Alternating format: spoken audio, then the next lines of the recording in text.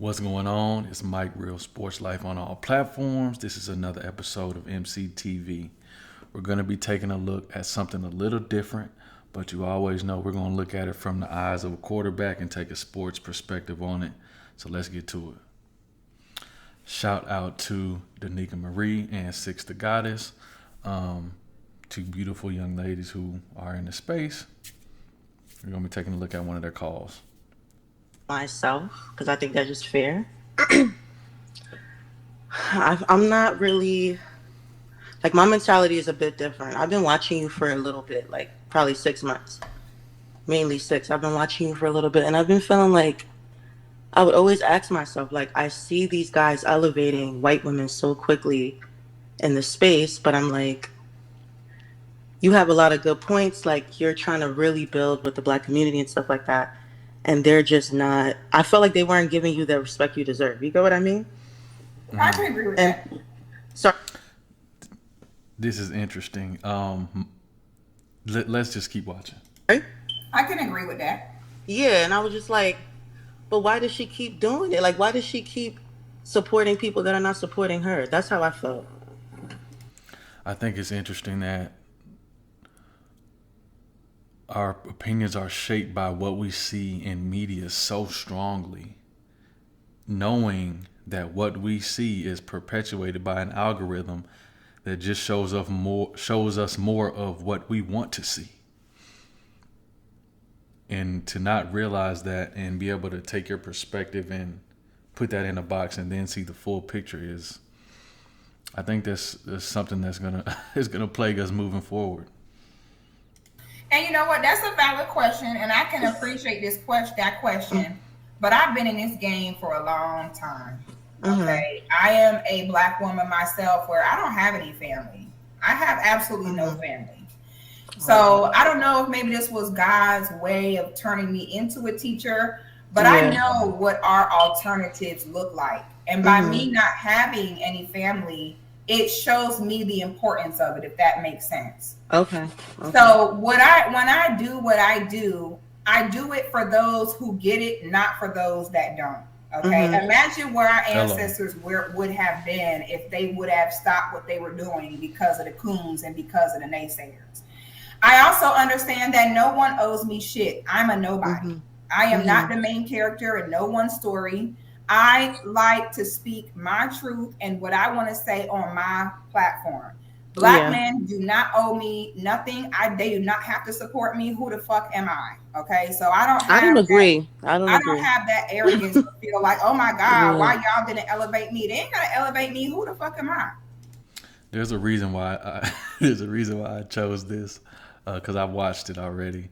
But pay attention to what this caller says in the next few minutes, and it's gonna be very telling when I go to make a synopsis at the end.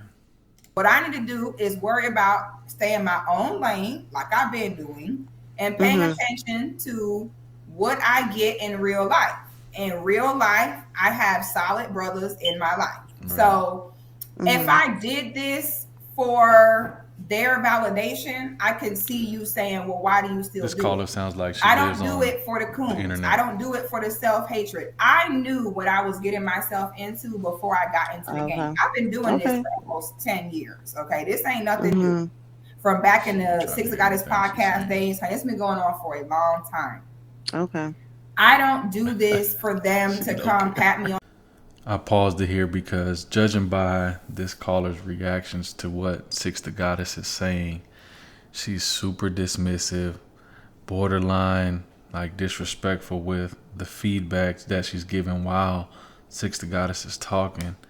And it's interesting that her name is Kite, because she comes across, and what she says is very flighty, very fair weather with lofty, out of touch of reality perspectives. On the back, especially when I know that certain personality types of men that do certain lines of work, I expect certain.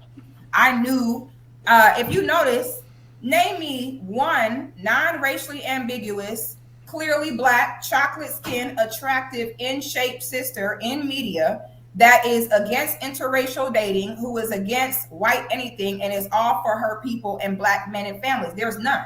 Anytime you do see attractive chocolatey sisters in media, they believe in swirl and they have a white man themselves, or they set them in there to put black women in the wrong direction or to put black men down. I realized that, you know, sisters like me and Danica, we're going to be in our own lane. We're going to be in our own lane. We'll never be represented in the media. So I think we knew from the beginning that we will be doing what we're doing in our own lane. And I think that's a good point to be made. I mean, as long as you stay in your own lane, there's no traffic in there. That's all you have to do. You have to figure out what your lane is, what resonates with you, learn how to monetize it and pursue that.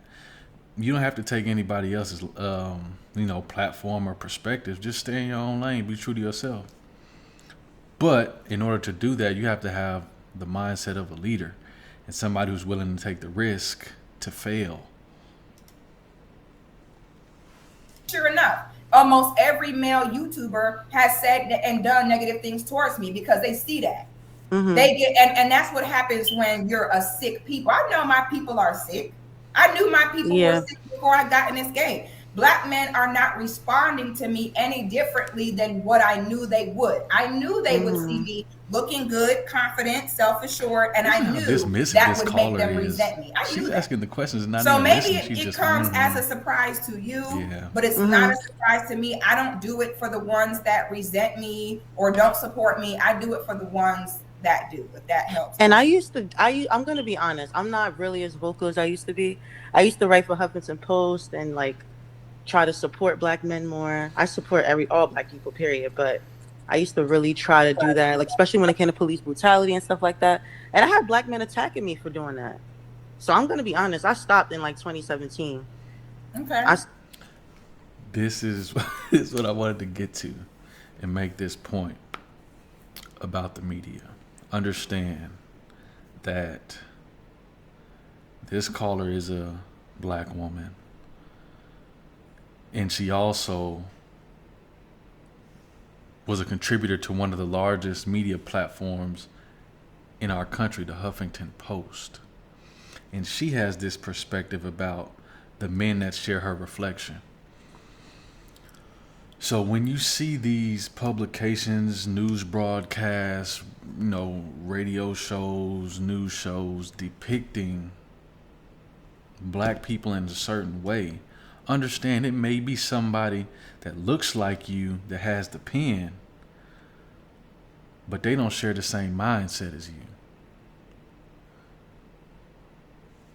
And I want to tie this back to, as an athlete, understand just because somebody in the media may share your reflection doesn't mean they share your mindset.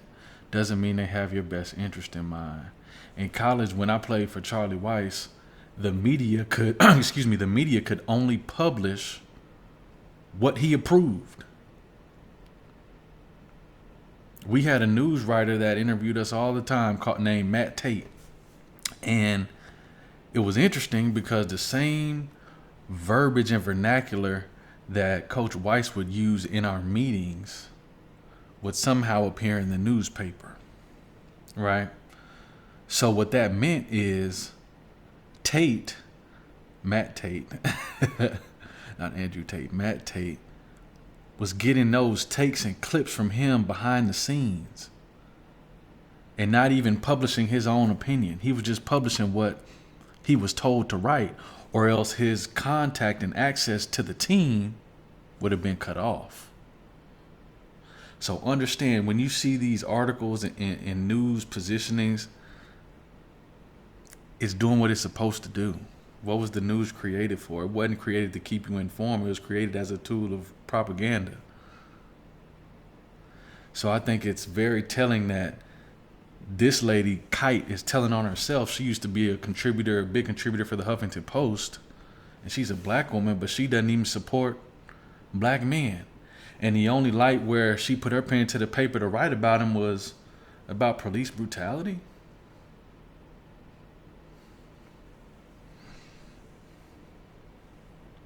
Stop doing it. Because I was like, look, like, why would I, like, you as a man, you got to fight for yourself. Like, If you don't, you don't feel disrespected, you're happy with your position. Like, who am I to Well, come and try to who was fighting for black men though? I think sisters like me and Danica, I think we support black people. I think that we more so call out black women on how we contribute to the problem. Listen, I'm gonna stop this one here. Shout out to Danica Marie. Shout out to Six the Goddess, and shout out to the Crimson Cure. Y'all keep doing your thing. Catch you on the next one.